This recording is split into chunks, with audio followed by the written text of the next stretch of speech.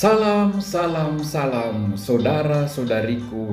Selamat jumpa pada hari Minggu biasa ke-15 tahun B ini. Tuhan memanggil dan mengutus Amos, memanggil dan mengutus Paulus, memanggil dan mengutus murid-muridnya. Yang menyolok, murid-muridnya diutusnya berdua-dua. Seperti kata lagu, Yesus mengutus muridnya pergi berdua-dua. Mengapa? Pertama, Yesus mau mengatakan perutusan mereka adalah perutusan komunitas bersama-sama, bukan pribadi, bukan karir atau rencana pribadi semata. Perutusan adalah tugas resmi gereja yang diemban bersama-sama. Setiap dua orang itu adalah bagian dari gereja.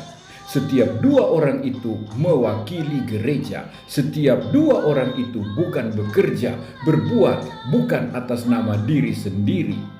Perutusan berdua-dua ini mengingatkan kita akan pentingnya semangat persatuan dengan yang mengutus dan antara mereka yang diutus.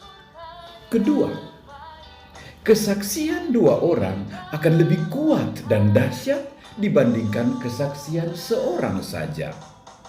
Dua orang bisa saling meneguhkan, mendukung, dan memperkuat apa yang disampaikan salah satunya. Pesannya akan lebih meyakinkan dan juga lebih berwibawa.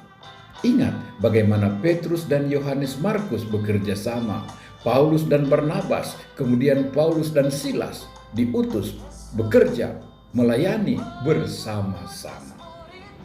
Ketiga, keberadaan dua orang lebih mungkin meminimalisir terjadinya kesesatan, kesalahan, ataupun kekurangan. Yang satu bisa menyempurnakan, mengoreksi jika ada yang salah, dan melengkapi jika ada yang kurang. Ada banyak kejatuhan politik, usaha, termasuk gereja-gereja yang kolaps karena ditangani oleh satu orang saja sebagai single fighter. Ketika ia salah, keliru dan kilaf, kasihan, tak ada yang mengoreksi. Masih ingat bagaimana Hawa dan Adam jatuh dalam dosa? Tuhan telah memberikan Hawa kepada Adam agar mereka saling melengkapi. Tapi sore itu, Hawa meninggalkan Adam sendirian. Dia berjalan sendirian di tengah taman. Dan disitulah dia tergoda. Ketika dia digoda, tak seorang pun mengingatkan dia. Tak ada Adam di sampingnya. Maka jatuhlah dia dalam godaan.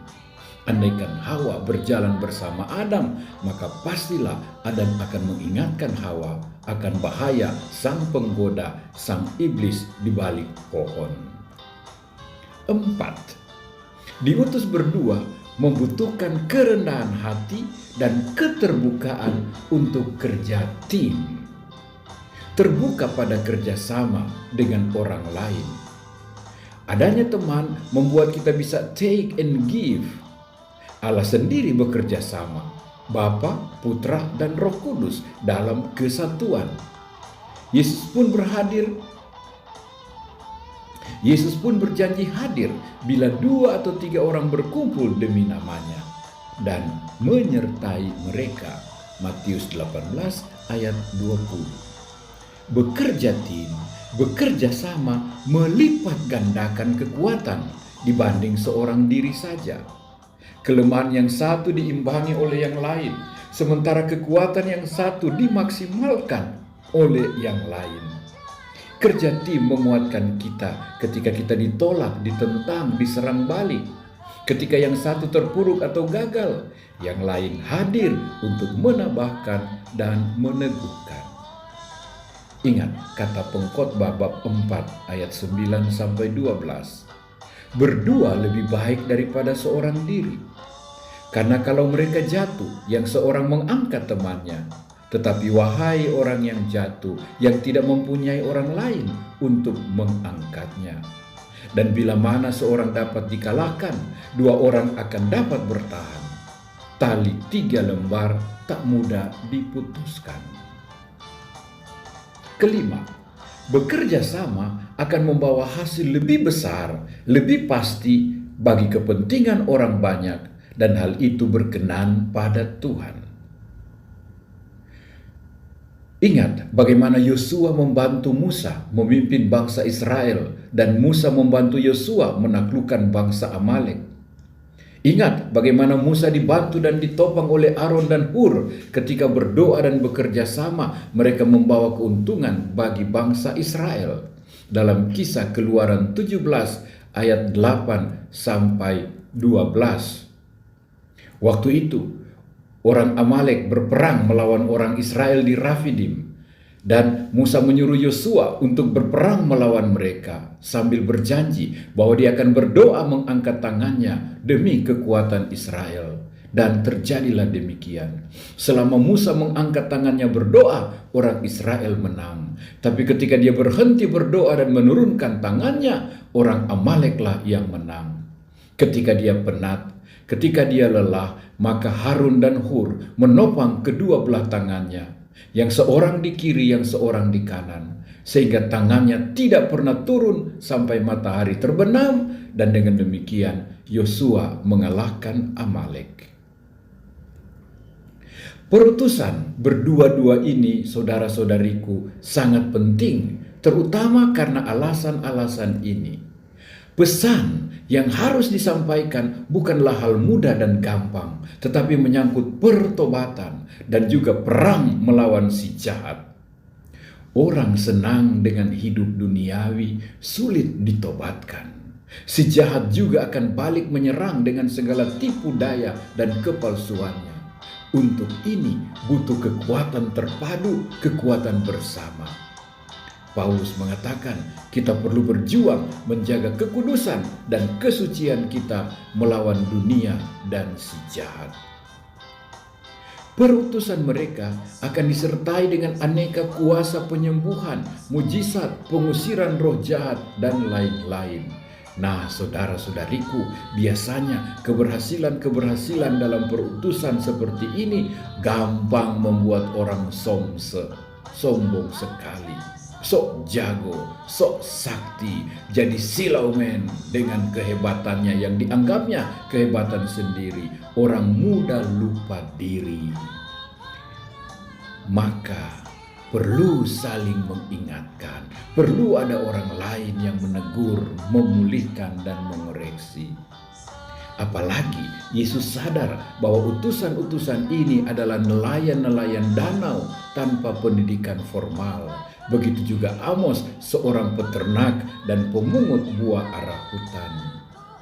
Karena itu Tuhan minta mereka bersandar saja padanya dan pemeliharaannya. Jangan mata duitan, jangan matre, jangan sibuk dengan urusan-urusan dunia, sebab Tuhan saja cukup. Saudara-saudari, kita bersyukur sebab kita semua sadar akan pentingnya bekerja sama dalam tugas apapun. Mulai dari dalam keluarga, kelompok kategorial, wilayah rohani, seksi-seksi paroki, DPP, dan pastor paroki. Tidak ada yang main diktator, tak ada penguasa tunggal, tak ada single fighter di sini. Terima kasih semuanya. Semuanya mau dan rela bekerja sama, siap mengakui kekurangan dan siap menerima masukan. Tak ada penguasa tunggal, tak ada yang monopoli. Semua pimpinan siap berbagi tugas, tanggung jawab, bahkan masa jabatan. Bahkan yang senior malu kalau tidak menyiapkan kader-kader penggantinya. Betapa indahnya saling mengingatkan, saling melengkapi, dan saling menolong dalam pelayanan Tuhan ini. Betapa kita sebuah komunitas, sebuah gereja yang menerima tugas dan kepercayaan dari Tuhan, yang dibagi bersama-sama demi kepentingan umum. Kita semua hanyalah hamba seperti Maria. Aku ini hamba Tuhan. Tak ada yang mau kerja sendiri, jalan sendiri, atur sendiri. Tak ada yang mau seperti Hawa. Semua mau seperti Musa, sadar akan kelemahan dan terbuka pada bantuan Aaron serta Hur. Terima kasih kepada para servant leaders kita, para pemimpin yang punya jiwa pelayanan yang ada di paroki kita. Terima kasih untuk semangat kebersamaan, kerja tim, untuk kesadaran bahwa sama-sama dipakai Tuhan.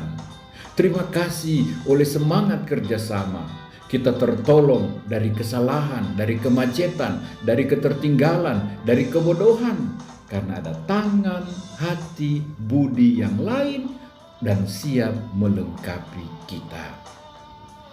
Terima kasih untuk mama dan papa yang berjuang setia, berupaya sehati sejiwa, sesuka seduka membangun keluarga di unit, di sel yang paling kecil. Mari kita membangun bersama, mari kita berkomunitas, bukan sendiri-sendiri, bukan bercerai-cerai.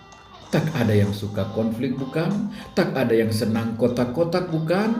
Semua ingin berperan bersama. Tak ada yang ingin peran sendiri, menang sendiri, untuk jadi ngetop sendiri. Saudara-saudariku, ketika saat-saat ini ancaman gelombang kedua pandemi COVID-19 membayang, mari kita lebih satukan hati, jiwa, bahkan raga untuk menyikapinya dalam Tuhan.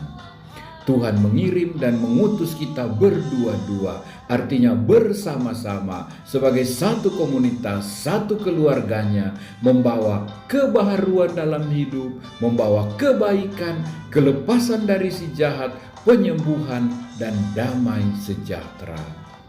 Tuhan memberkati, Tuhan memampukan kita semua.